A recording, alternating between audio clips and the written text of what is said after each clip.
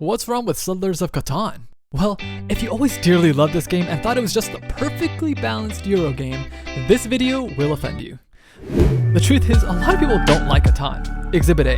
It's just base Settlers of Catan that I do not like. But it's not just because they don't like board games. Mathematically, in Catan, if you put your stuff on like 6s and 8s, you should statistically have a better chance. But anytime I do that, I never do well. Sen is an award-winning game designer, and his main qualm with Catan is that it's basically too based on luck. But calling it an over-reliance on luck is just the tip of the iceberg. Euro-style resource management games, and all games for the matter, are only fun when you can make meaningful choices. Like, should I build a city or buy 2 development cards? Should I build this road to compete against someone else or build the other way around? But Catan doesn't always let everyone make these choices, and that's the problem. If you get stuck with a starting position where you're always behind, say it takes forever for you to get a wood or brick to build a road, to build a city, or to buy dev cards, then you never get to a point where you're actually playing, actually strategizing, actually making decisions. And that's not really playing at all. You're just stuck for an entire game feeling like you can never catch up. And that's exactly what happened to me once when I was playing with my friends. I actually got really upset when my friend stole from me, even when I was losing, just because he knew I might have a resource he wanted. I'm usually never a sore loser, but that time I was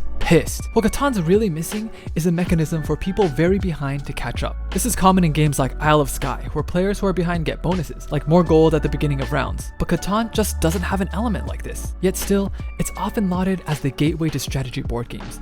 And if you don't like Catan, it's like you don't like strategy games at all. But that's just not true. Catan grabbed me because it was one of the first of the kinds that we've ever played. And then I just graduated to games that I liked better than Catan. There's so many board games out there, especially with the proliferation of Kickstarter culture in the last few decades. Sure, Settlers is one of the most popular, but is it really the most fun? Does its problem with potentially being stuck in a bad position the whole time with no option to catch up still make it worthy as a dearly loved game? Let me know what you think. I'd love to hear your thoughts. Honestly, I still really like Catan, but it's always good to understand what parts of a game fall short, even if it may already be a decent game. Insta is at I'll be Shang. Thanks for watching, and I'll be Shang you in the next one.